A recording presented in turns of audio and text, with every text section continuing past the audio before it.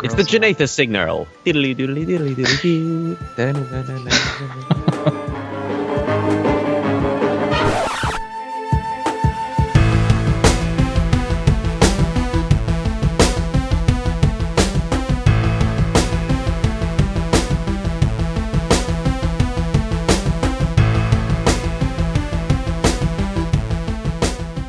I see we have all convened for this meeting of Team Over the Fence. This is Agent Alahon calling the meeting to order. Agent Janathus, report. Here. Agent Tyon, report. Howdy. Agent Maras, report. It's time to take out the trash. Agent Jeff Wise, report. Wait, you seriously picked that as your agent name? All the other good names were taken. Never mind. Then let us begin our discussion of our plans for world domination. Let's start recording. Was that the plan today? World domination? Well, you caught me off guard. I had to come up with something. I just wanted donuts. No. This Week in Tech already did that. Sorry, guys. The recipe for the perfect sandwich. Curse you, Leo Laporte! Well, let's move on to our first bullet point. Many Bothans died to bring us this information. Oh, gosh. Myst movie finds a production partner, which I hear is already old news. Jeff, Jeff, were you the provisor of that? Were you the Bothan that died? Some Bothan died somewhere, but it wasn't me. Actually, they haven't found a production partner yet. It turns out a lot of people are just kind of grasping at straws, but what they have done is they've found some experts in Hollywood that they're working with to create a script treatment to pitch to different studios. These experts, they claim, are the kind of people that have helped a lot of different writers bring their movie ideas to different studios around Hollywood. And I think they gave Warner Brothers has a first rights to pass on the project or accept it. Right of refusal. That's what I'm thinking of. Yeah. So it's looking promising, but they're still not there yet. Well, if Warner Brothers were to take it, I mean, what else has Warner Brothers done in that kind of a vein that would? They did Harry Potter. Yeah, okay. When you take a look at the landscapes, and I mean, for a Book of Tiana movie, the big focus of the movie is obviously going to be the city. And you see how they did the Hogwarts castle and brought that to life. And I'm not the biggest Harry Potter fan, but I still can say that, they did a decent job doing that. So. The one thing I got to say about that is I just watched the latest Harry Potter on Blu-ray. I haven't seen it High yet, definition can really destroy a movie. And I got to tell you, really? Because you can really, there's a point where they're standing in the astronomy tower, and you can see the model next to them that is obviously a miniature for the rest of the castle. I'm like, they really have to dial this stuff up a few notches if they're going to do this in high definition, because some of this stuff isn't going to fly. So, just like I noticed some TV shows that have been in high definition where you can see the makeup on the characters. Well, that's probably easily fixable. They just have to. Yeah, but it should not have made it to high definition if that wasn't fixed. So. Yeah, isn't that making a lot of actors mad too? I don't know, but that's what I heard. So makes you wonder if the pornography industry is really going to jump on the HD bandwagon. I thought they already some were. things you don't want to see in HD. Okay. Yeah, that's no, let's not go there. Yeah. Ladies and gentlemen, the coverage today has now officially jumped the shark. Oh. We're now M-rated, thank you. Let's get back in the stream here then.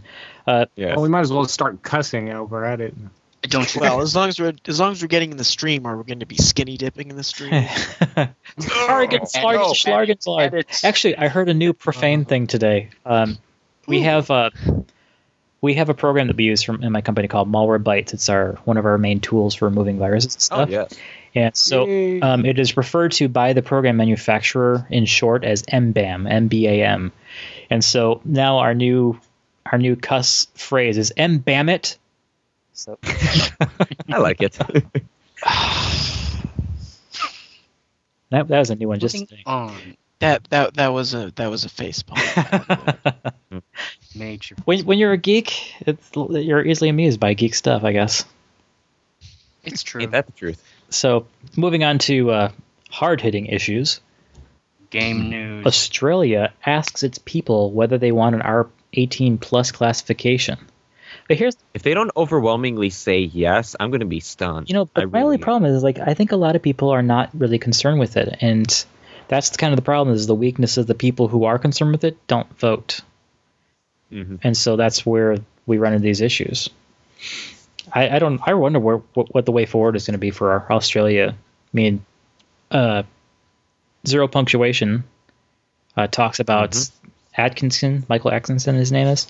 And he rails on about that guy about how he has a cold black heart and how it only beats 2 times every week or something like that.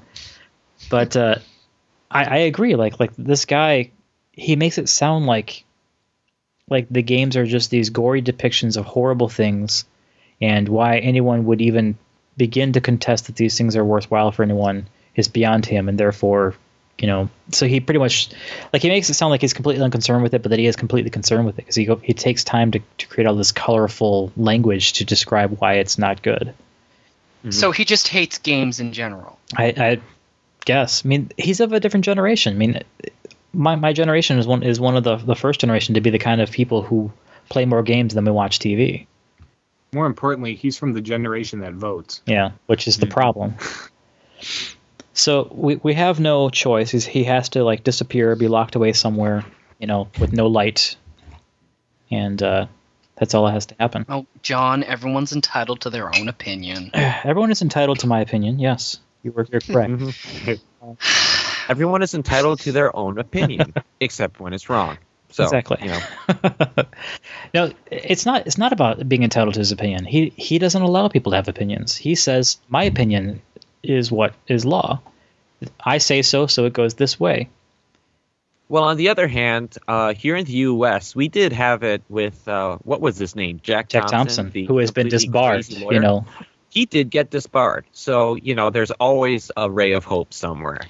I mean, we did get Jack Thompson out of there. But, but he did that to himself. Let's just refer to Australia in realistic terms. I mean, you want an Xbox 360 game here, it's $60. In Australia, it's $120. What? It's just ridiculous. If you want an Apple MacBook Pro here, it's $1,200. There, it's $1,600. So. And the reason for that is because Australia sucks. So. Wow. So I think it's a lot of taxes. With these people, you've got to be devoted to be a gamer in Australia. A little less so in the U.S. So we would understandably appreciate it less, but it seems that we appreciate it more. So go figure. It's kind of a catch-22 in the end, really is.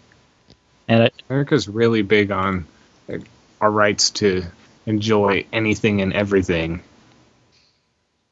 And understanding that, some of us have these urges to kill things that we need to get out of our system, in a way that doesn't it's either break laws. Virtual or we'll go do it for real. It comes down. I'm just getting so sick of how they talk about this guy played video games and then did this egregious act, and it's like one begets the other, and there's nothing else in the picture. You want to get really ticked off at that kind of thing? Watch Second Skin. You will just be infuriated. It's a really good documentary about people who play MMOs. I haven't heard of it. I didn't think it was very good. I thought it was very unrealistic. Oh, I thought it was pretty good. But I really like documentaries. Have you ever seen The King of Kong? The one about the rivalry for the high score in Donkey Kong? I've seen most of it. It's an amazing documentary, I think. It's a great movie, But then at the end of the movie, I said, this is a really great movie. But then the other half of me just kind of hit, the other half of me in the head and said, you just watched an hour-and-a-half movie about two guys playing Donkey Kong. Think about that. Yeah. Two really interesting personalities. Oh, it is. To play Donkey Kong. Yeah.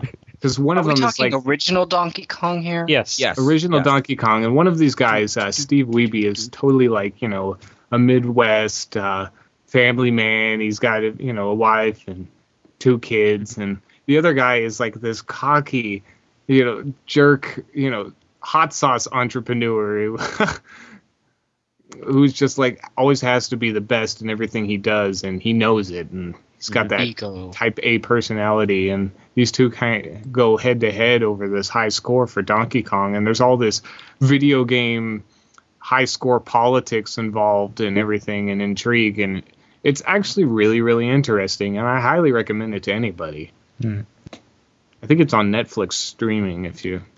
Oh, that's good. I have to renew my Netflix thing. It's been off for a while. So, speaking of video games, Knights of the Old Republic, The Old Republic, has been pushed to 2011. And cue me crying just a little bit, I was like, I'm okay with it being next fall. That's cool. And then you say it's next year. I'm like, well, that's not as cool. Yeah, this broke in an EA investors report that they're releasing their next big name. They're releasing their next big name MMO in first quarter 2011. Which, seeing as how the only MMO we know that EA is developing is The Old Republic. So, on the other hand, it is nice that we have a target date, because even the fall 2010 was nothing more than just rumors. That wasn't announced by anybody. So this is as close to a solid announcement as we've had. And, frankly, wouldn't it have felt a little rushed if it had come out that soon? Well, they could just pull a Blizzard and like open up content as time goes on. Well, normally, my opinion is if you're a game developer in this day and age, you really need to be precise about when you release your game, and you don't want it to be rushed, because it's working for Blizzard. I mean, yeah, Blizzard has it down to an art. Okay, granted, it's World of Warcraft. I don't want to hear it. You're not level 80.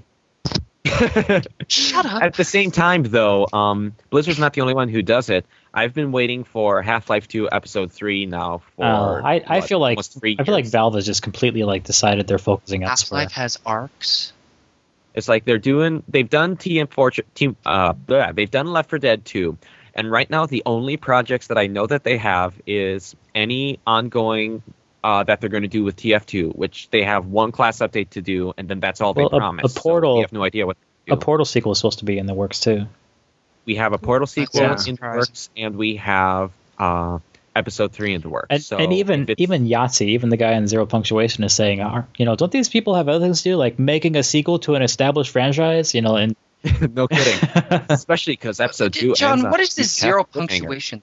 He's a really snide, trash-talking Australian guy, British-born, Australia-living guy who he's very, very fast-talking. Yeah, he writes these really interesting reviews of games, and he doesn't like anything. Kind of like the Micro Machines guy from those old commercials. Yeah. He doesn't like anything. Is that the one? Is that the guy that's on the I can't remember where, but he does the videos where he'll just they have like the little stuff. Stick figure guy, kind of like XKCD. Yeah, he talked about Painkiller, the game. He's like they give you a gun that shoots shurikens and lightning. He's like, let me say that again. It shoots shurikens and lightning. He's like the only thing you could do to make it better is he says something dirty, and then he's like, and light it on fire. That's the only thing you can make it better. He's like, so in other words, he's a guy that just doesn't want to shut up. Yeah. Okay. But he is funny, and I don't know. In any case, so the Old Republic is delayed to 2011. So if we want our sci-fi MMO fix, we have Star Trek Online coming soon. Oh yeah. Mm-hmm. If you pre-order now, you can get into beta sooner. And various pre-orders include having the original Enterprise Constellation class ship, having the uniforms from the original series, from the Next Generation, and from Deep Space Nine / Voyager, a bunch of other. Oh yeah, Alhan's got his eye on like the super Those package old that comes out camel with toe stuff. uniforms. But you know, the only thing that has me holding back on that one is just like, first off, I don't know if I would want to be in the beta. I was in a weekend test that they did for Nightfall for Guild Wars, and when the game released, I bought the expansion and I installed it and had my character all the way back at the beginning. Like, all that work that I put in was gone. Yep. And Yeah, but your character doesn't get a Constellation class starship. no, my character got a dress Well- because he was a dervish and he spins in circles. Well, John, did Same they with say mine. they were going to transfer all your character data into the live version after the beta? I don't know, and I have this thing about MMOs. Like, I don't have the stamina to do multiple characters. I just can't do it. So like, Well, then yeah, you shouldn't be in betas because you never get to keep the data that you collect in a beta. like, there was a point when I was at level 12, and then I realized that my realm wasn't in my time zone, and I'm like, why don't they make it easy for me to tell which realm was in which time zone in the game where I get to pick them? So like, World of Warcraft has a lot of little things that I have beefs with like that. So I finally I went to look into the transfer thing, and then you had to be level 20. And they're like, well, you know, it would be easier just to start a new tune on that realm. I'm like, no, it isn't. I have to do all those 12 levels again. I am not doing that. You know, I'm surprised Blizz does not just have, like, buy a character at level 50 or something, considering the fact that they're going up to They level do. It's 80. called the Death Knight. Yeah, but you have to have, You're have a right. 70, Oh my gosh, where have I been? Okay. you have to have a I'm 70 sorry. character on the realm, don't you? Ignore me. Okay. Sorry. I know next to nothing about WoW, so yeah. You might want to keep it that way. Yeah, I do. Yeah, it's best. Believe me. So anyway, Star Trek, they've got a lot of cool ship designs that I've noticed, and that makes me, you know, the geek in me go, oh, I want to see more. But you know, I just don't know that I'll have the kind of stamina necessary for that game. So Yeah, that's something I'm going to be interested in, getting better ships. I mean, it's going to be something like, is it going to be a how is it refit, done or in do you just Star get Wars another ship? Galaxies? Who knows? I don't recall. So moving on, Yeah. Okay. I saw Video Games Live about a year and a half ago here in Detroit. Yay! BGL was awesome. I They loved did it. not include the Myst medley in the show I saw. I am sorry. What? They didn't do it I've for seen- mine either. It was so Did it for depressing. mine, dude. I've seen it 3 times, and they've done the Myst Suite 3 times. And Wow, you got so lucky. I grabbed the video off of YouTube before they left there, and I took the actual audio that they had on the disc, and I Soundtrack? spliced Oh, them yeah. together, and so now I have you know, the best of both worlds because there's really no other way for me to get it. And you know, that was really hard too. All I wanted was the video with no audio, and that was really hard. Like, I was doing it on my Mac, and I just could not figure out how for the life of me to do it. I ended up doing it on Windows Movie Maker. And actually what I wanted to do is I wanted to have like the audio from the video from the YouTube recording before the music, and then after the music, so you still have the applause at the end. And hell if I could figure out how to do that, so I didn't. So but it's you know, it's the little bit of Video Games Live that I can't get. But the news about Video Games Live is that it is in 2010 coming to TV, PBS, DVD, and Blu-ray. Really looking forward to that. So I would actually get it on Blu-ray, but only if the Myst medley is in it. They will I do the actually Myst would probably medley. pick it up no matter what. I mean, I I can went to guarantee you VGL. that the Myst medley will be there. Well, they also had a Tron bit in it. That wasn't in the show that I saw. Well, the Tron bit has copywriting things, especially with the and now with the new Tron movie coming out this Christmas. Yeah, I'm but sure it's it but is. it's a derivative work still, you know. And it was done for Disney. And when I talk about the Tron bit, like, it was in the show. They had video and stuff, Yeah. all that stuff. You know, I've seen that 3 times too. Jeff, I hate you. I really do.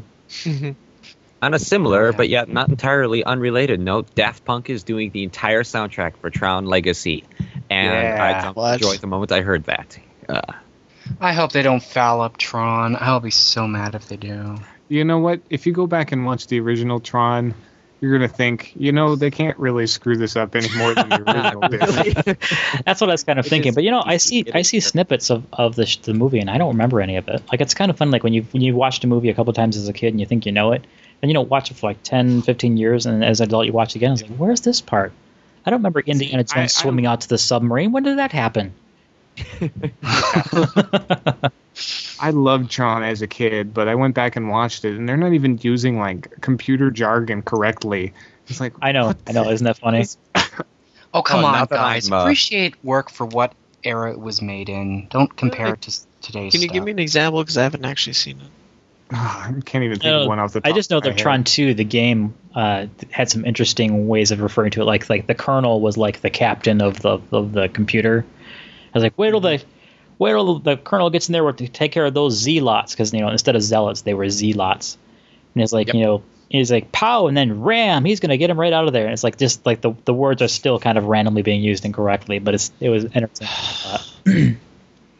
It's even the same way because I popped back in my Tron 2.0 disc a couple of months ago and started replaying it, and it's like I grown so much now that I'm 3 months away from graduating with a computer degree at how terrible the representation of the world being a computer is, but at the same time it's just got the style, and partially because they screwed up so bad, it just gives it its own little flavor, and I can look at anything and say that is Tron, and that is awesome. It does have its charm, and Wendy Carlos' score for the original Tron was absolutely brilliant and perfect.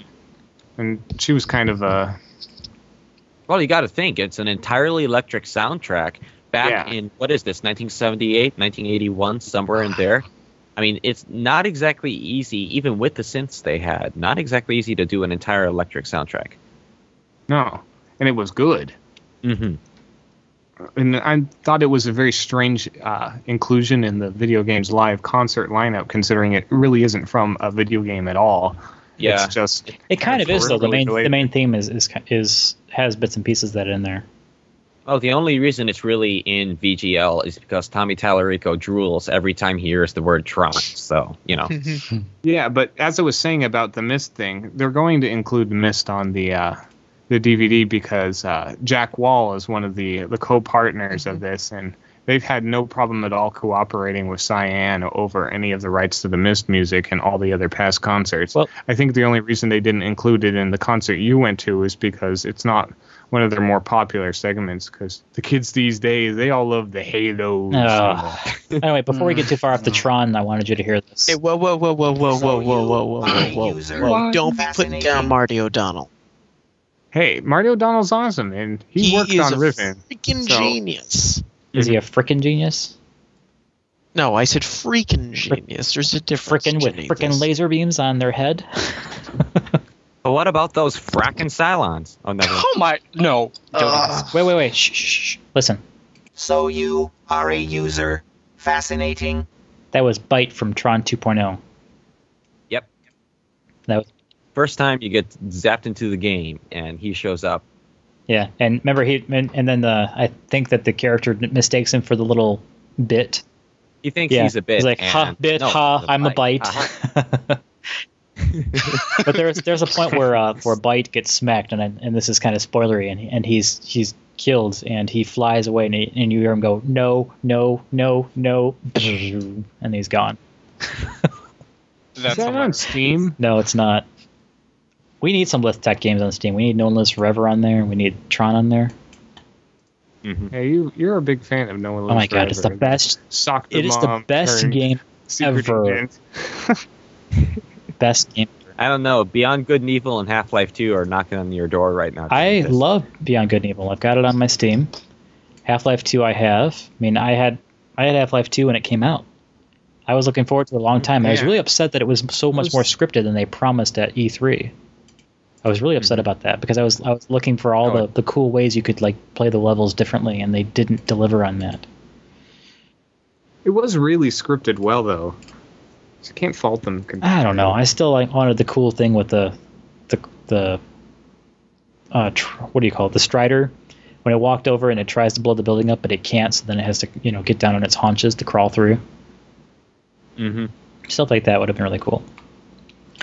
So the next piece is completely all about me. It says games we're looking forward to, but I just wanted to tell you all the stuff I'm looking forward to. And I want to talk about that. So Okay, everyone put on your sleeping caps. First up in another. First up is BioShock No. 2. Step. Oh, 15 more days. Mass Effect 2. no. And I'm going to reorder it because I'm going to get that cool armor that's on Steam. And followed by BioShock, which is in February 9th. Splinter Cell Conviction, finally, February 16th. And you will have a healthy time laughing at me. The Lego Harry Potter years 1 through 4 in the beginning of March. Hey, Really? the Lego games are awesome. I loved them all. I really did. No Except way. I Well, didn't the play Traveler's Blu-ray. Tales video games. If Yeah. you've been a fan of Lego games as long as I have, you'll know that a lot of them are very crappy. Well, the early ones, and then Traveler's Tales got their hands on. It was great. Yeah, we're talking about I do have those it. Lego Wait. Star Wars Lego Island was awesome. Yes, no, I was gonna say, damn it. I think I just thread-jacked in podcast. That's awesome. I can't find my copy. I came home from college and I said, I have to play it. And I looked all over and I can't find the CD. And I'm sure Lego Harry Potter would be better. Anyway, moving on.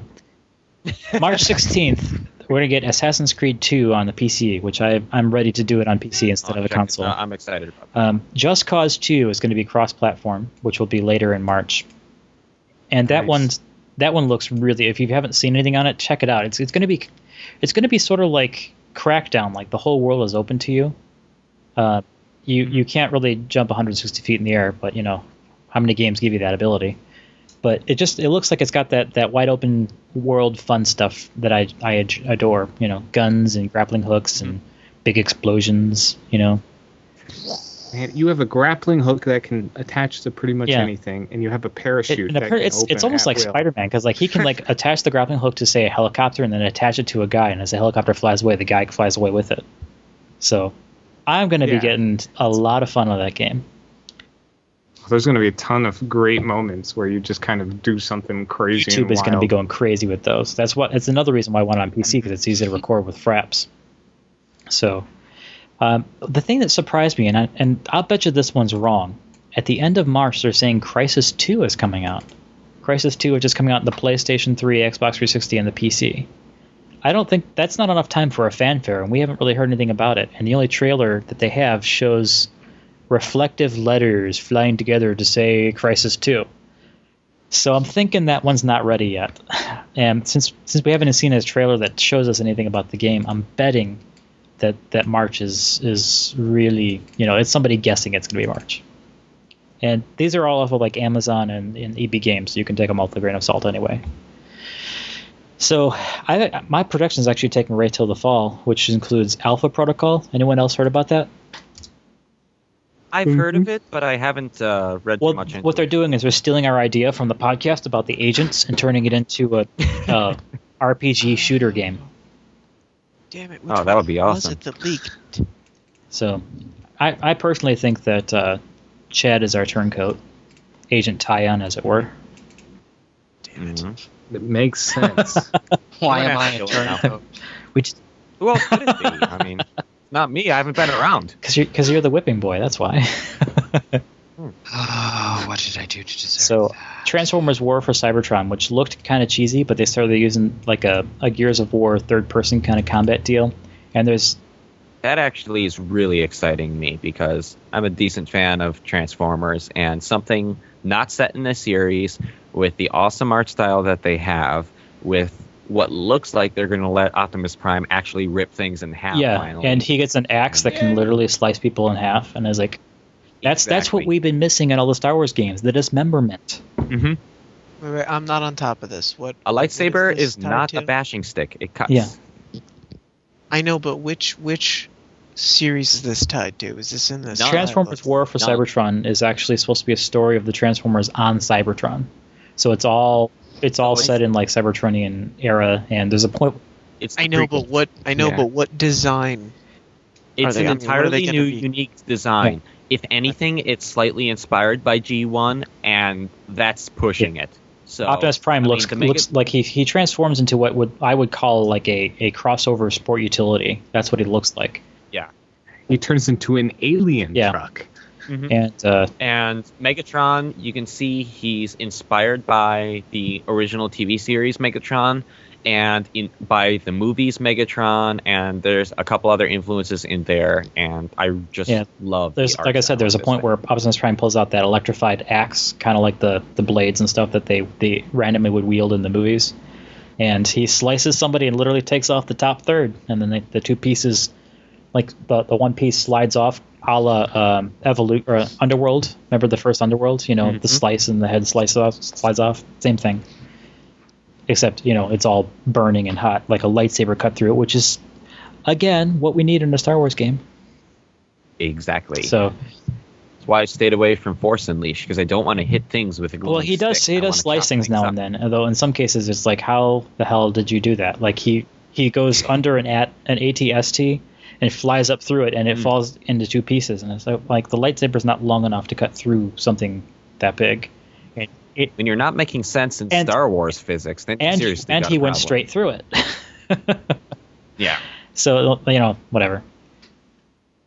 Was it really? Because I was looking forward to TFU, even though I never actually played it. It's fun. But there's a couple of things. The story is good. The story definitely is good. There's some jumping puzzles that'll make you want to throw your controller or keyboard. Didn't they just release like a revised version of it that people thought was really good? It included the DLC packs they had released for it.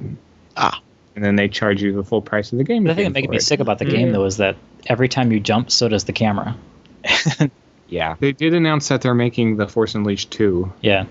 And me knowing the spoilers of the story, let's just say they better have a really good explanation for it.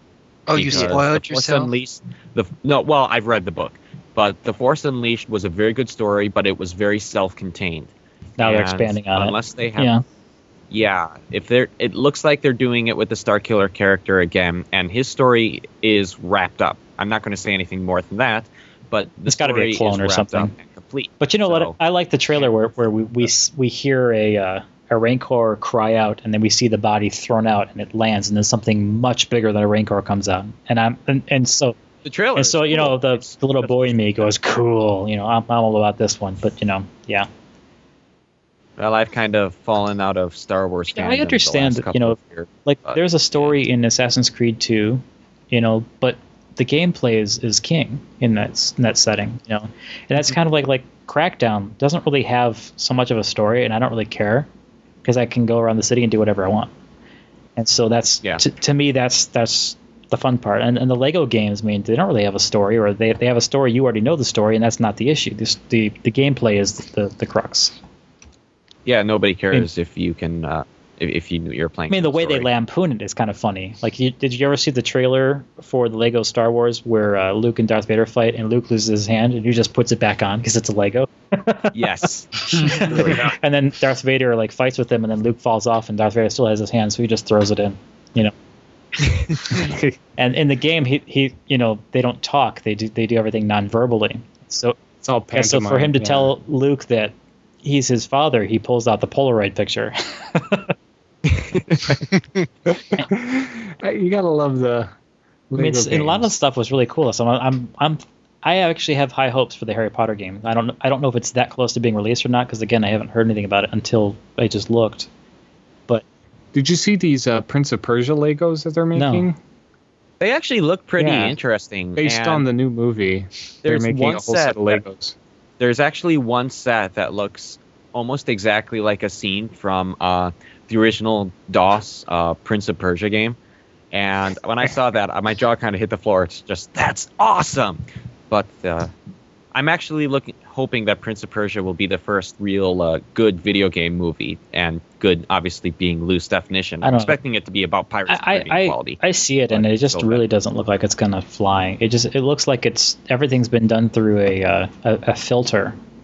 And I don't know. It looks like it's going to have the Mummy movie kind of quality, where it's. The Mummy movie was good. Those are popcorn flicks. They're not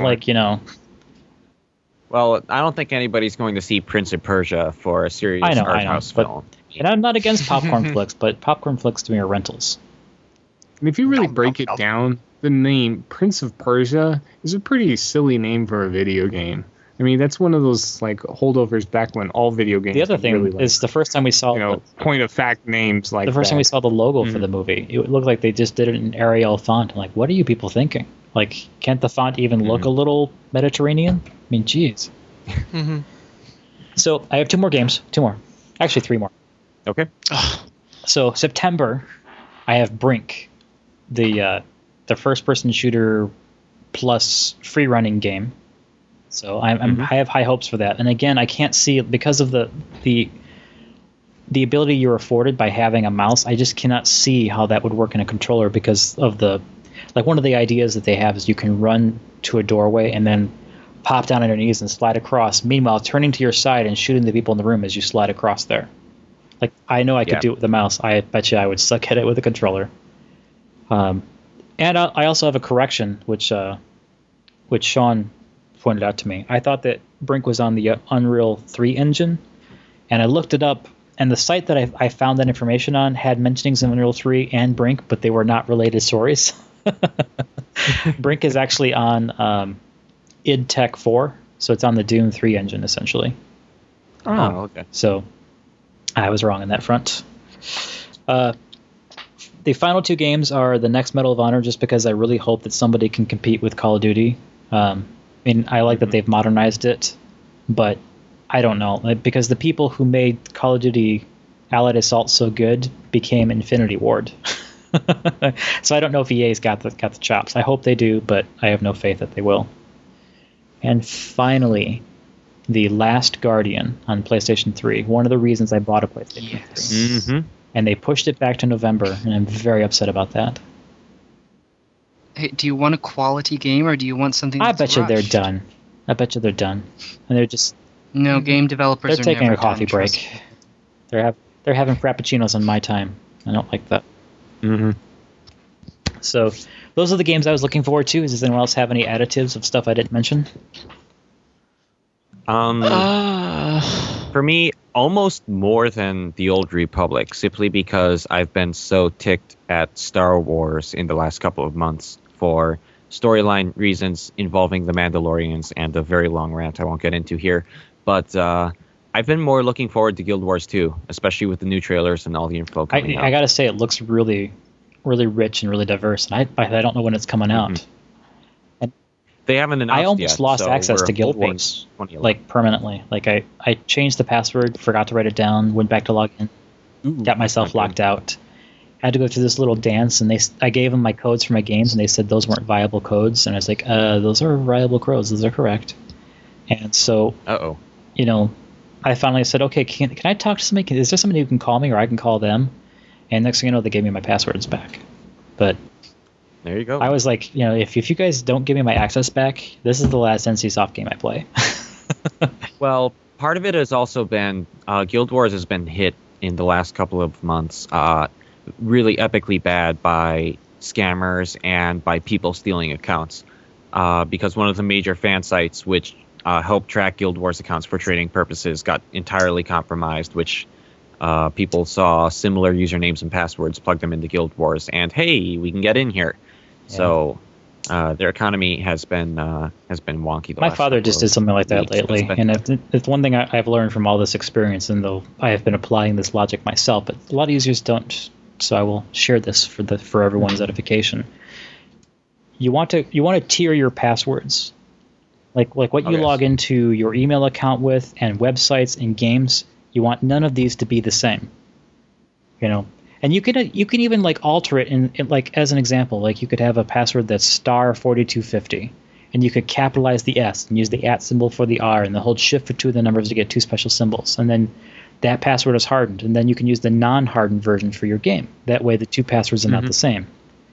And then you could actually just have a third, easier password. And this is the way I do it. I do what I call tiered passwords for sites that I think that, you know, like I've subscribed to a newsletter or something on the site or whatever. They get my easy password. It's just, you know, Enigma. I don't even care about numbers or letters. If that login gets hacked, oh well. But that password is not shared with my email password, which is not shared with my game passwords, you know, my other 2 tiers of passwords. And the reason I point this out is 2 mornings ago, I woke up to some spam messages from my father.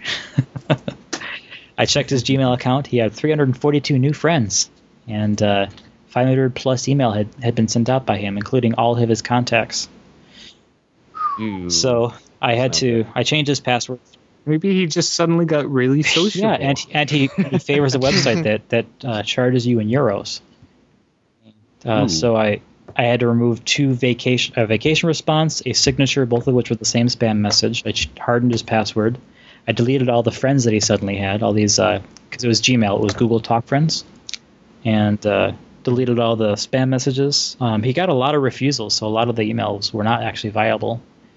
And I briefly sent a message, or created a message for his friends to realize, like, this is his son, he's been hacked, it's been fixed, no more problems.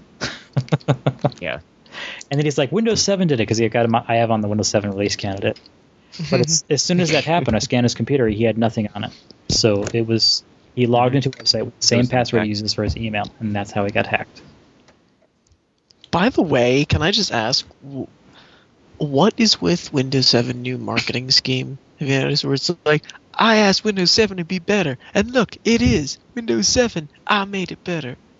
Have you noticed it's like... Oh, I have seen one of those. It is quite terrible. Windows 7 has been Microsoft in general has been trying to make these hip, upbeat commercials ever since the very first Mac versus PC ad. And you don't see Mac versus PC ads anymore. They've kind of retired they still that do campaign. But, yeah. Oh, they do? Yeah. Oh, They still... Yeah, go to apple.com/getamac. But I don't know. It's just they've been playing catch up ever since, and this is still part of that catch up game because you see them. I'm a PC and I made Windows 7 work good, and even the same thing back in the Vista days. They had the Mojave experiment. They had the Mojave experiment was terrible because it's essentially calling users stupid, and people don't like that. Mm-hmm.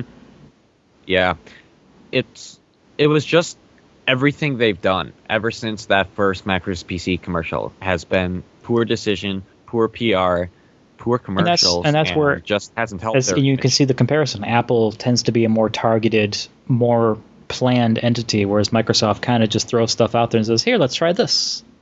That's where Vista came from. Oh my god! But did anybody? I didn't because I heard it was terrible. But did anybody? No, one of you mentioned this actually. The video for Windows 7 about like the home party or something. Oh, the best part was the spoof where they did the video and told you how to throw a pirating party for Windows 7. It blew the original. Well, the only reason to do the party was to get your free copy of Ultimate. Mm-hmm. And I to be honest, I did try. I did sign up for that. I would have pretended I had a party just to get a free copy, but. Exactly. Here's the thing that really pisses me off. I did the feedback program for 4 months. I sent tickets and all this stuff to hopefully win myself a free copy of Windows 7 because Anthony did that with Vista. What did they give me? A free copy of Vista. Oh, that's nice. And I told my sister because I told her like we're going to Windows 7 and like she's like you can't control me. It's like you're on my network on a computer I built that you want me to service. You're going to Windows 7. I said the only way you can stay with Vista is if when they send me this gift, it's Vista, because she has to go to 64-bit. And they did. Yeah. So, and that actually opens up a really funny story, because, in tech support, you get a lot of funny stories. Of course you do. I went to update her computer one day, warned her to back up 2 nights in a row, and she didn't. She had a backup, but it was not recent. And I backed up everything, and then I stepped away, and I lost track of time, and I'm like, why haven't I started this? So I went back and started the installation. And the moment I deleted the partition, I'm like, I didn't get her music. Uh-oh. So the computer's wiped. I mean, as soon as I hit, delete partition, it's done. There's no going back. So I just okay, guess we're going to go forward with this. So I did it. And long story short, there's a program called Media Monkey that you can use that can allow you to easily extract music from an iPod and an iPhone. So, I'll have to definitely check. But here's the trick though. The files on the iPod and iPhone are saved in a alphanumeric code. I think it's alpha, and it's It's really It's just 4 digits, and it's capital, lowercase, like XWZY, and there's just this long listing of them. So what you have to do is you output them, and the way I do things with music is I organize them into folders, which I drag into iTunes, which turn into playlists with the items in the folders in the playlist. So I can literally extract those playlists and put them back in folders, and then rename them, and then we're back to square one. The thing you have to do with MediaMonkey is you do something called organize, which allows you to rename the files based on their IDV3 tags. So that saved the day. I was not murdered. As you can see, I'm here for the podcast. So, and mind you, that was 27 gigabytes of music. impressive. Only 27 gigs? 15 off the iPod, and then the remaining 12 off the iPhone. Let's see. Oh. I mean, I don't even have that much. My sister, she's a pack rat of music. Like, I get stuff and I delete stuff I eventually don't like.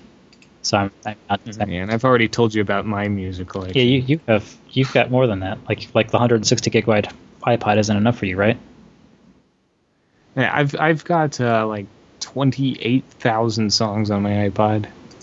Do you have time to listen to all that? I mean, seriously? I don't think that's the point. The point is just No, have it but there. I have a very large CD collection, and I have a lot of video game soundtracks, and a lot of those soundtracks are like 4 discs long, so Well, it kind of adds up. Especially the Japanese ones. They get crazy. I've got every Final Fantasy soundtrack ever. Yeah, and that explains a lot right there. The orchestral ones or the original ones? The orchestral ones included, and the original ones, and the piano collections, and the... Well, Wow. Do you even have Celtic Moon? Oh, yeah. That's the Final Fantasy IV Celtic album. Nice touch. what's awesome about the podcast, I just realized, is that it's running an hour and a half and it hasn't cut out. Mm-hmm. Hey, there you go. Hey, Pamela very loves good you. Bravo. So final bullet point gets us to talking about Avatar, which I have to warn everyone I haven't seen Actually, only yet. you talked about your new games.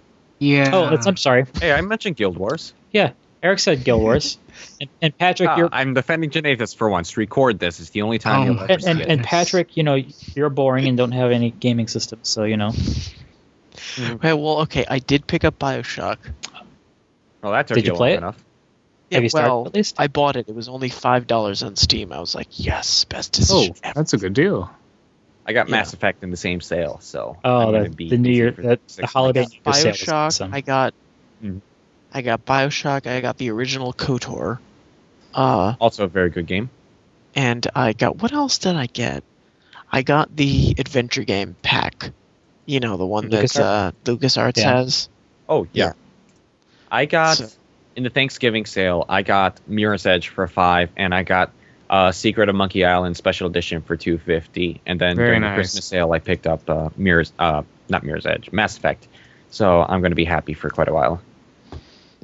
I also, just in case there are any people who I know Tyon will probably agree with me on this, but Spirit Tracks is really good.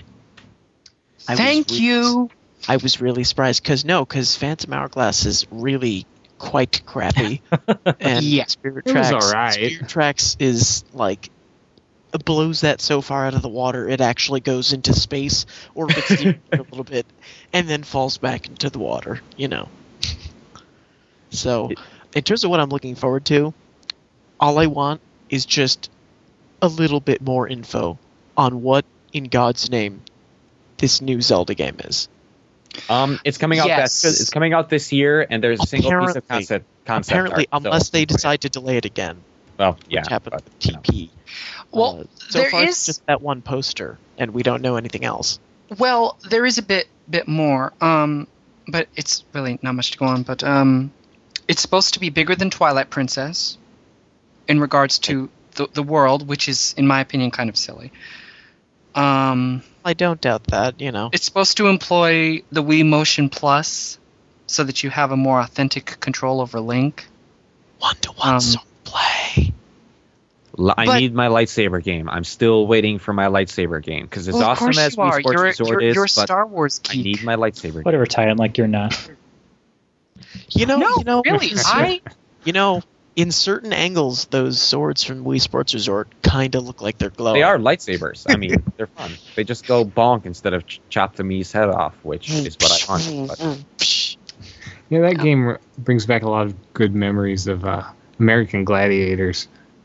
I think they just brought that show Yeah, back they lately, really actually. I haven't watched any of the new American Gladiators, but I like the old ones where they had that obstacle course where they had the one guy shooting those Nerf balls at him.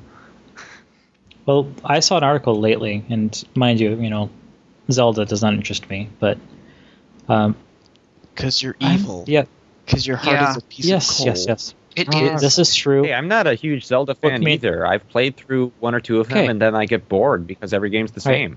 That's because your Bored? heart is a He piece gets of bored. sulfur. Eric needs. I was giving you a helpful piece yeah, of information that you didn't know yet Exterminate. about Zelda that I don't care about. What? Zelda Wii has been in development for a long time, according to Destructoid. Yeah. Oh, yes. Yeah, So that surprises you. I don't know. Like I just see this picture. I mean, you said all you've seen is some concept art. This looks like a rendered screen. I'll link it. What What? picture are you That looking one. at? It looks 3D to me. That's from Twilight Princess. Oh, okay. Yeah. Wow. Fail. John, that's an epic fail. As I said, Zelda does not interest me. There's no guns. Mhm. Well, of course, there's no guns. It's a medieval setting. It's Well, a fantasy no. setting. Get it right. Speaking of which, Wait. No, because technically there is Link's crossbow training, but that doesn't count. speaking of which, I don't think Link's crossbow training counts for there's supposed to be a anything. first-person fantasy game coming out called Project Offset, which is supposed to be coming out since the days we were talking about the GeForce 6 series. Mind you, we're on the I GeForce don't 10 think I've heard of series. that one. The animations showed some cool, screen bobbing effects, running and then stopping and then holding your arrow and shooting them. Of course, arrows have physics because they fly up and fly down, and so you've got to master those arcs in order to kill the dragon that's flying around you. And it looked really cool. Oh, that's cool. And it's vaporware.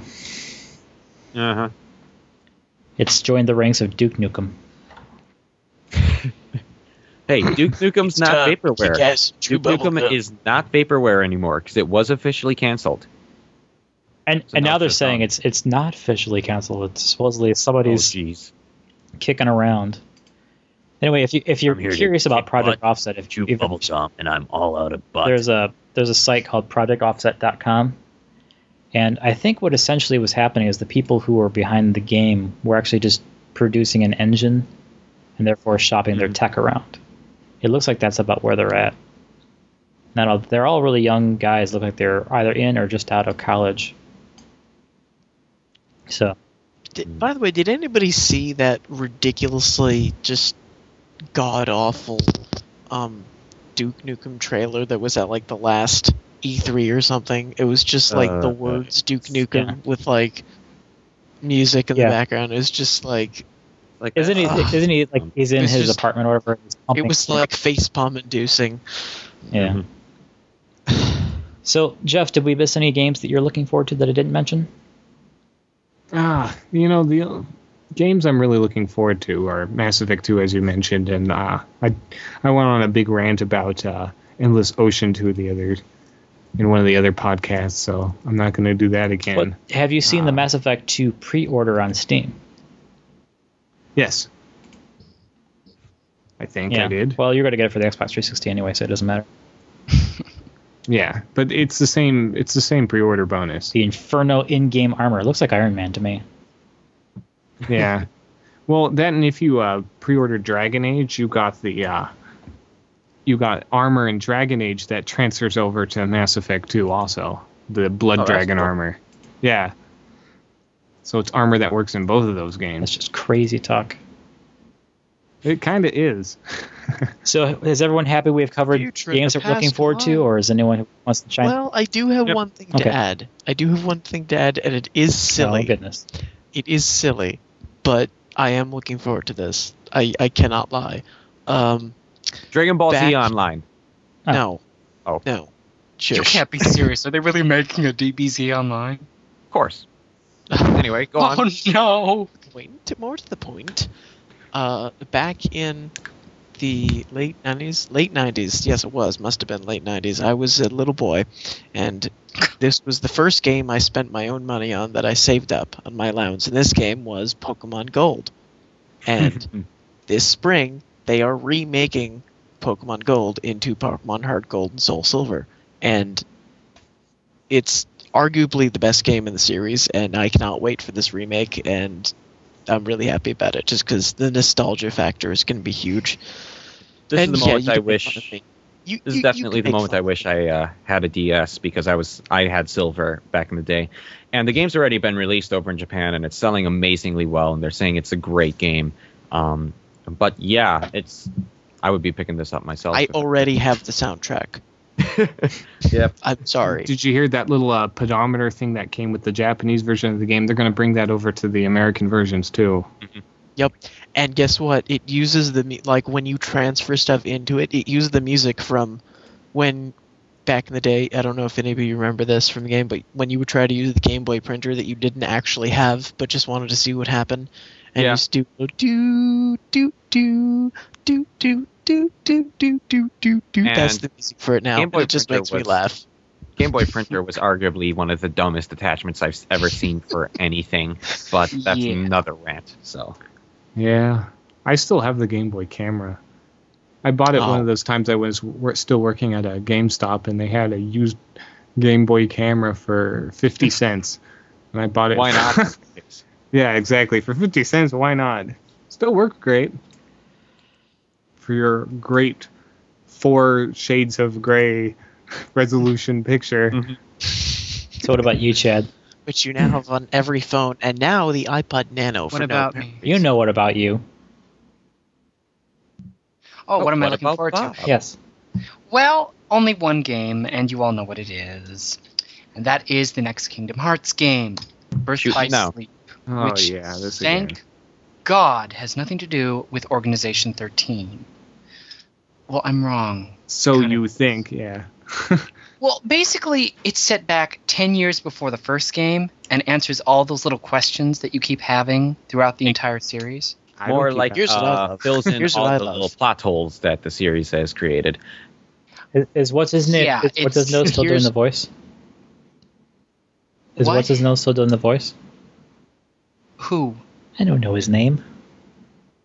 Who, Sora? dead people. Kid.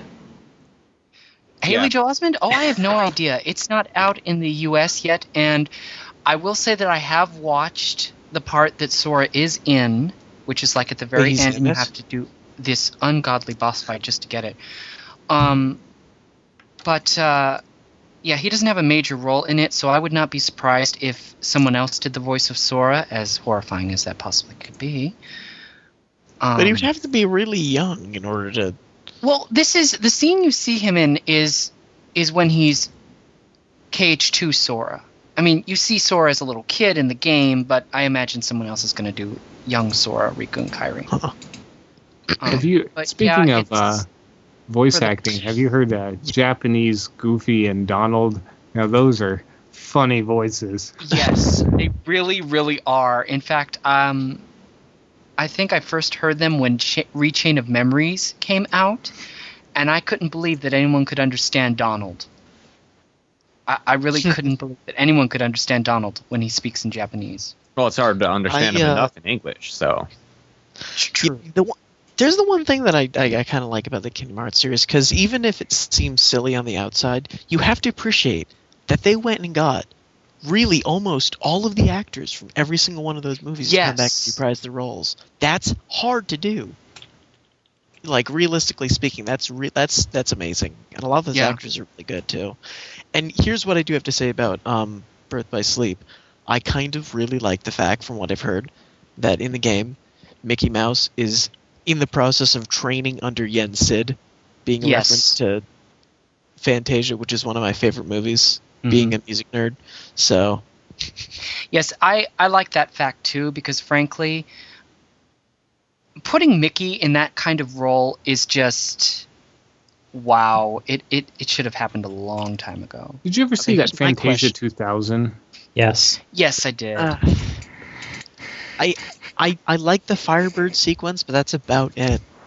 I really like the Rhapsody in Blue sequence. So did I. Oh no, that one too. But I don't really like. Okay, getting to movies. Yay! Movies. I just found something because I was looking up Haley Joel Osment to find out if he had any ties to the game, but it's not mentioned. I was on IMDb, and Spider-Man 4 has been scrapped. Raimi and cast are out. Been. Franchise reboot is As of planned. this afternoon. Sam Raimi officially said, "Forget it." Yep. Well, he Good. wanted the Vulture as the villain, which, knowing Sam Raimi, and he likes the classic villains, and it was the studio that shoehorned Venom into the third movie. Now, Venom's my favorite Spider-Man villain by And far. they totally wasted but I him. think he's He's not- everybody's. They wasted Venom. They ruined Spider-Man 3 mostly because Venom was so lousy. It would have been a decent Sandman movie, although it had issues otherwise. But Spider-Man just let me down so much with 3. It's like, and now I thought 4 Can was we going to keep be a superhero okay, movie but- through 3? I'm sort of glad that like Batman's kind of dead at 2 because I just feel like they would ruin it in Yeah. 3. Mm-hmm. I don't see a third Batman movie happening, especially with Chris Nolan working on his other projects right now. I was doing Inception, but I mean, he did consider doing a third one. Yeah, he's I don't know considering if it, but I think it really died with. Yeah, Heath his Ledger, original because- plan was to do a third movie with Heath Ledger, which could have been called Return of the Dark Knight, since it was called The Dark Knight initially, and might have used some bits and pieces from The Dark Knight. The Dark Knight Begins. Why don't we just combine Well, the thing is two? that Batman Begins pulls a lot of little bits and pieces from Batman Year One, written by Frank Miller. Mhm. So it would have been really interesting to see if they would wrap up the bits with Dark Knight Returns, by Frank Miller. which is the last good thing Frank Miller ever wrote, and don't get me started on the I don't Frank know Miller because rant. Oy. Dark Knight Returns was Dark Knight Returns. well, that's was where he good. started. It That was after that one that was in crazy. 1985, and then he went on to do Batman Year One and a bunch of other things. It was when he started really getting into the like movie scripts and stuff that he really started to lose his way, and a lot of people wanted to get back to comics. Like he did. And then came the infamous All-Star Batman and Robin. If you know Atop the Fourth Wall, their show that he does comic book reviews, Linkara. He completely tears apart Frank Miller in pretty much every review he does. He'll admit, some of Frank Miller's work was good. Year One was amazing. Dark Knight Returns was amazing.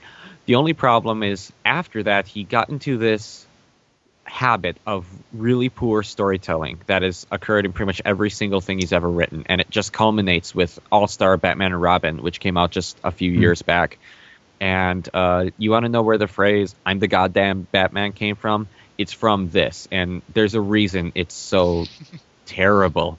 The comic is so bad that he even just stops calling him Linkara just stops calling him Batman because it's not Batman anymore. He decides that Batman has to be replaced by some crazy drunk hobo who happened to find a Batman suit because that's the only way his character can be explained. So now Crazy Joe is in a Batmobile with a 12-year-old Robin making very, very perverted comments. That's the depths Frank Miller felt. Yeah, but he did Sin City, and that was really good. Mm-hmm. Sin City And was he did some but good stuff with Elektra, and No, not a fan of his Elektra I was, work. but I really like the Hard Boiled series, which was written or drawn by Jeff Darrow. With like, have you ever seen those manuals that show an engine in an exploded view? Where they show how all the parts go together. Jeff Darrow is one of those artists who can do that kind of stuff because that's the way the panels were in his drawings. The comic book was like breaking all the rules. It was pushing all kinds of buttons, and it was scandalous for that. As a kid, I was just cool. I was happy that it was racy, but I was like, the cool cars and the whole crux of the story is the guy was a cyborg, but didn't know it. Doesn't understand that when you have a license plate wedged halfway into your knee, that your leg shouldn't be working anymore. And there's a point where he finally gets all of the skin fried off of him, and he is a really strange robot because his head has like this 57 Chevy look, like it's got fins and everything. It's just kind of weird. But that I liked this because it was really it kind of took things like Blade Runner and Fifth Element and kind of slammed them together into a comic book that was really gritty. The story ended up being very like by the end, it was one of those stories like you hit the end of the story and it has reset. Like it was like, what was the point of the story? Because nothing has really changed or happened. And I think the funny thing is like, the thing is he can never remember his name. He's like, my name's Harold Samerson. I'm a tax collector. My name's Jason Smith. I'm a tax collector. I mean, he knows he's a tax collector, but he can never remember his name because he's been rebooted so many times. Which is kind of the Star Wars thing where we talk about C-3PO being erased and kind of going crazy afterward. It's kind of like that. So, you know, I've liked some of the stuff he's done with the years, but I read the like there was like the Dark Knight Returns 2 or the Dark Knight 2 or Oh, that was so terrible. I was excited because it was being drawn by Frank Miller, and there was some interesting things that he did in there. Like I guess the Flash was he was powering someplace. I did not like his new costume. It was terrible.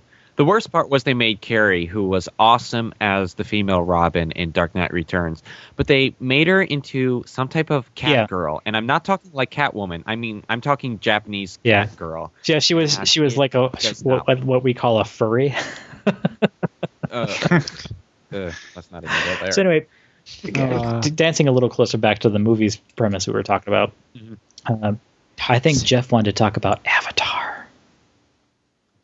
No, actually, I added that did point. But I did, or originally. But then I saw the movie, and no, I liked it. Yeah, I just saw it recently too. I want to see it, but I haven't had the money or the time.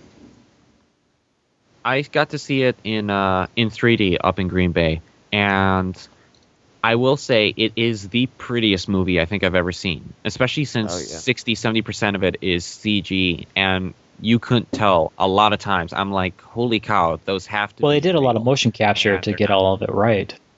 Well, they did the mocap, but that's almost industry standard these days. I mean, I'm talking the actual texturing, the detail, the really minute things. Let's talk about the 3D though. Like, I am really dead set against 3D. I have no interest in seeing it in 3D, and I went out of my way to not see it in 3D. Yeah, I don't. I saw Superman Returns and The Dark Knight both at IMAX in 3D, and my friend Ron would tell me why it's better in IMAX 3D anywhere else. I don't know. I don't care.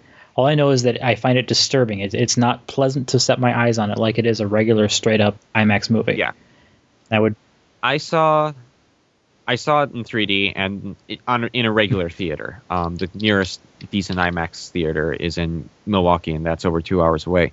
But I didn't have too much of a problem with it. I think because I saw it on a regular theater screen in 3D as opposed to an IMAX screen where you're looking up and down, left and right, everywhere to see what's going on. Yeah, if you see a regular movie in IMAX theater, you want to sit as far back as possible.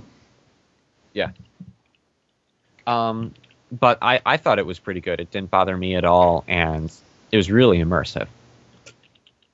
Oh yeah, I've taken a liking to the new 3D thing, because what I like about the way people handle 3D now, especially James Cameron with Patrick, you're breaking up. Huh? Yes. Am I? Severely. I apologize. Can you hear me now? Breaking up is hard to do. Oh, don't even. You silentized. You're using your Mac? Which side is the microphone plugged into? I'm using a headset. Which side is it plugged into? There's only one With side. USB ports? Yes. All right, well, we're going to have to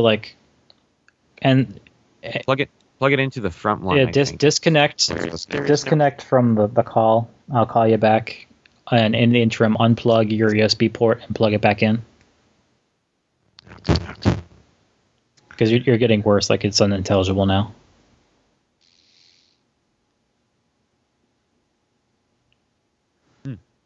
See, I think it just means that the government's listening in now. They found us. Oh, the Destiny class looks gorgeous. Patrick, you have to disconnect. The secret meeting of the agency may have to be continued another time. The CIA is listening in. That's pretty good.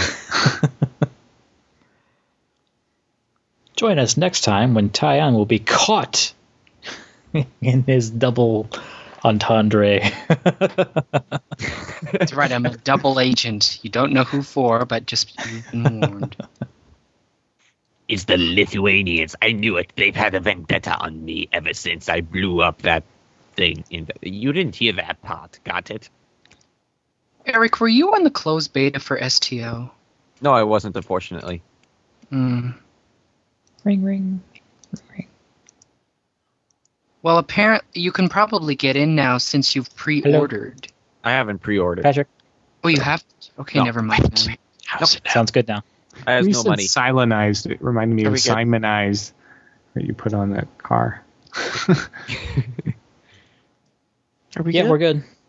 Yeah. Okay, what I was going to say, I went and I saw it in 3D, and what I feel about James 3D is that I've really taken a liking to it, and especially the way James Cameron handled it with Avatar. Because I mean, before with the way people were handling 3D was sort of, whoa, look at us, we're making things pop out of the screen in your face, and with the way modern 3D is being handled, the way it's not so much the screen looks bumpy as it is that it's this sort of fake depth perception that you're getting, and I really like it if that's handled really well.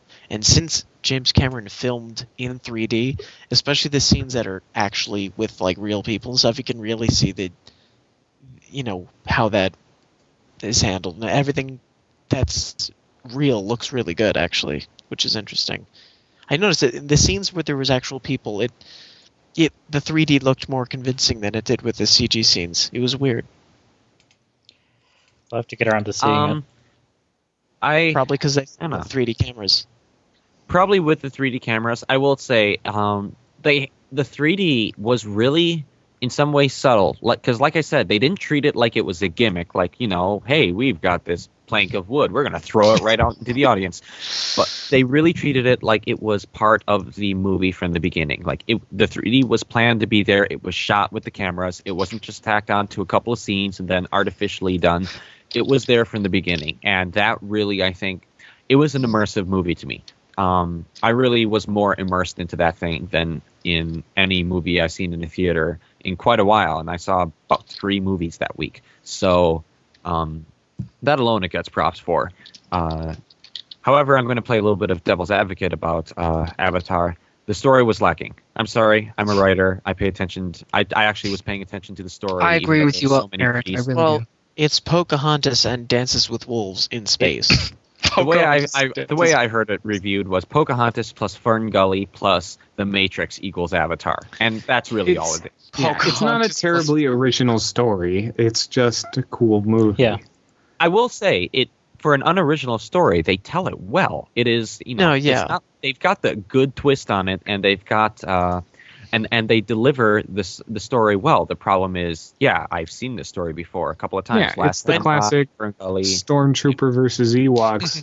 Mm-hmm. When people comment on the fact they don't like the movie for the story, whatever, I feel like I just want to say, shut up, eat your damn popcorn, and enjoy the colors.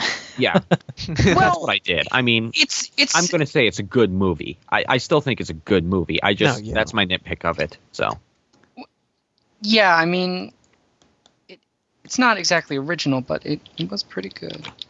Well, This was the first time I've watched a of the movie, list of movies that and actually comprise the supposed story elements, the only one I've seen is The Matrix. So it may be somewhat new to me.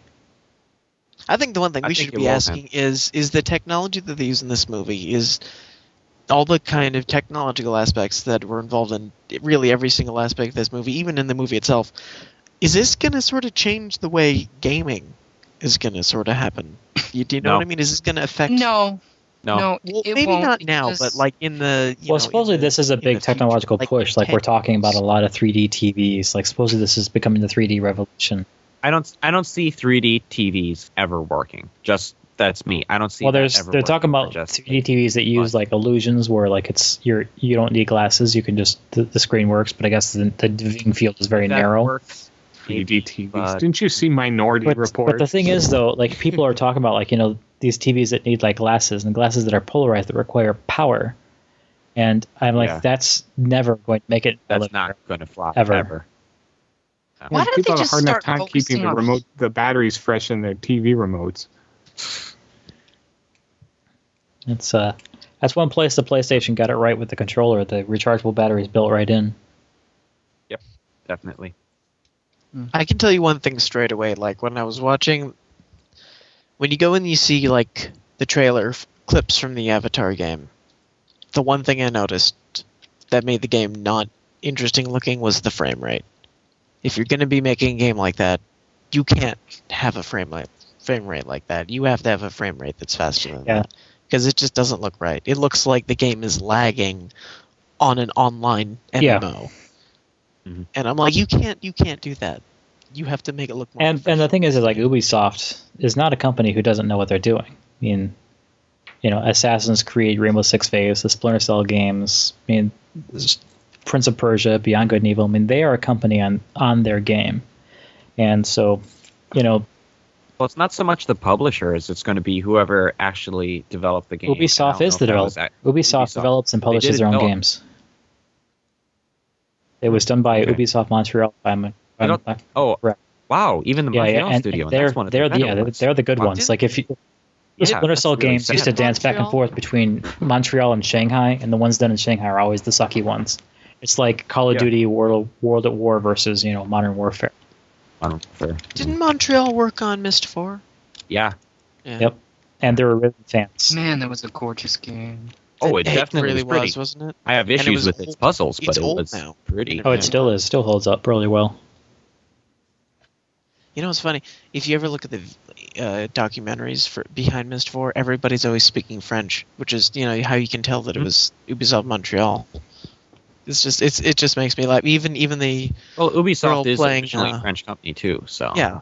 I mean, even the girl who's playing Yisha is doing all the interviews in French. When EA was trying to buy Ubisoft, I was like, no. Oh, the humanity. Because it's like I just did not want to see them become part of the EA empire. I didn't see good things coming of that. Just like if we're done talking about this Avatar, I'm just kind of curious if anybody's going to be looking forward to the other Avatar Last movie that's Airbender coming out this summer. Yes, dying for it. Wish it was here now. My girlfriend and I are cosplaying. Oh dear. Shave gonna your be- head, draw blue It's arrow. gonna is there going to be shaved head, or are you just going to put on something that'll make yourself look blonde? All the name. Shush. No, not like that. Gross. I'm happy to see Mr. M. Night tackling something that he didn't really create from the ground up. We keep expecting good twists in all his movies, and we keep getting disappointed. I think that's everyone's been like thinking he's made one good movie, and based on the strength of that movie, he's been allowed to do a whole lot of other things that just are not flying. This is why I loved Unbreakable. I like M. Night as a director. He can get shots, he can get cinematography, he understands movies. As a storyteller, he's flat out lacking. But now he's using somebody else's story, which not only already will have a fan following, but is considered one of the best animated series to be made in the United States in ever. I mean, it's pretty much right behind Batman animated series and Simpsons. Yeah. And you've got a decent cast, you've got a bunch of people looking forward to it, and you've got a studio's willing to throw money at it. All the pieces are in place that this should be a great movie. So hopefully the writing is good, Because another good sign. Sorry. Another real quick good sign that was announced this week is who is it? Not Fox, but whoever is producing the movie has actually bought a 30-second ad in Super Bowl 40 for this movie. No, not 40, 43, whatever we're on right now. I should know that. That's I'm a football fan. deal. We're not sports people. You know what's really interesting, though? Yeah, they're getting a Super Bowl ad for The Last Airbender, so. Do you know what's really interesting, though? The kid who plays Aang does all his own stunts, apparently.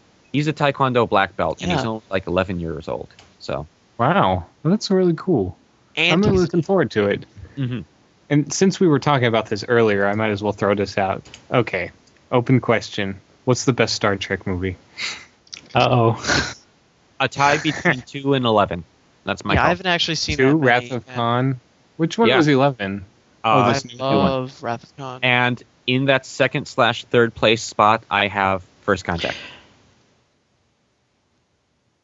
Yeah, I like First I- Contact. Voyage Dead silence. I love it. Well, there's Voyage First Home. Contact is the best of the next gen films, in my opinion. And The Undiscovered Country has my vote as the one for the Really? original series. The Undiscovered Country? yeah, where the Klingons suddenly have pink blood, like Pepto-Bismol, and then we totally forget for all those movies that Yeah, actually that's what it applied. Hey, man. Christopher Lloyd was the original Klingon. So he Well, at showed least up it's in not that, as bad as row your effing boat. Well, it kind of makes me think, though, that, I could shout out Tyon's name, like Kirk said Khan's name, Tyon!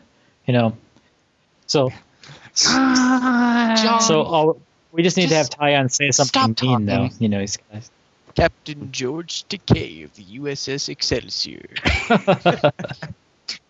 wow. I have heard the techno remix of obviously the Picard, but also the George Takei and Captain the Han Solo, Don't captain become of the Millennium Falcon.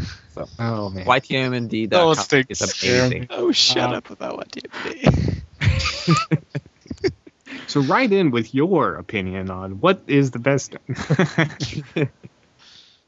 No, I really like the new Star Trek movie. What it did, like, while I watched the movie, it was a really fun movie, but I didn't think it was a good movie. But what it did do is it got me into Star Trek. Yeah, I just wish that I wasn't into Star they would Trek admit before I that saw the like movie. black holes are like highly destructive forces and not portals to time, Yeah. space, Yeah. continuum things. Well, you can just go back in time by slingshotting around the sun at warp 10 or Yeah. whatever. Yeah, that's what Superman did. Which brings me back to the point that I mentioned before about like our whole galaxy is theorized to be held together by a massive black hole. I'm not a physicist. I'm a programmer. Yeah, Oh, that's all I God, think. shush. I'm a physicist, darn it, not a programmer. Damn, Oh yeah, Jim, I'm there was a doctor, story not a that I physicist. should have added to our bullet points that supposedly there's a cataclysmic supernova that has occurred in a solar system that the wake of it is going to reach us in about 3,000 years. So Earth, as we know it, probably only has now another 3,000 years to exist. And Oh, because of a so-called supernova, they think. well, here's the thing that we see it now, which means that what we have seen is 3,000 years ago. So, in any case, so the Mayans totally got it wrong. It was 3012. Yeah. Or actually, in this case, it would be Does anyone really 5012. believe that's superstitious nonsense? I don't know. Nah, I'm going to be dead, so I really don't care. Neither do I. I'm that I'll happy, just, no? I'll just be upset that the world will have come to an end before the Hobbit movie came out. That's what I always keep thinking. Is like, we always talk about movies and games that are coming out in the future. It's like we have to live in the now. Damn it. Yeah, I saw a comic strip. It was a car salesman and said no payments till 2013. And he said, wow, a whole lot of Mayans are taking advantage of this deal. Oh, dear. Anyway, I think it's time to wrap up this bit of a present podcast that we have. Yeah. But we already unwrapped so many presents in Yeah, we're just meandering off topic at this point. Christmas. And thus I declare that this meeting of the agency is closed.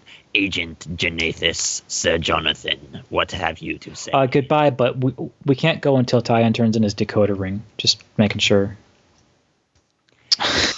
Agent Morris, Sir Patrick, what have you to say?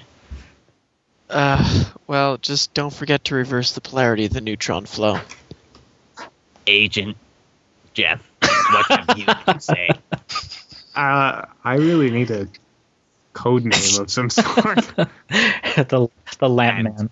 Agent Whipping Boy, Mr. Chad, what have you to say? Screw this podcast. There goes our clean tag. Yeah. Oh, editing powers. By the way, did you say signing off? Signing Okay, off. there we go.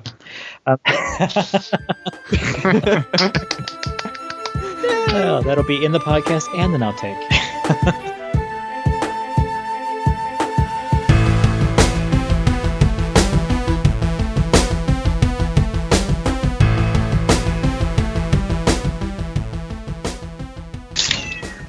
Whose cat is meowing?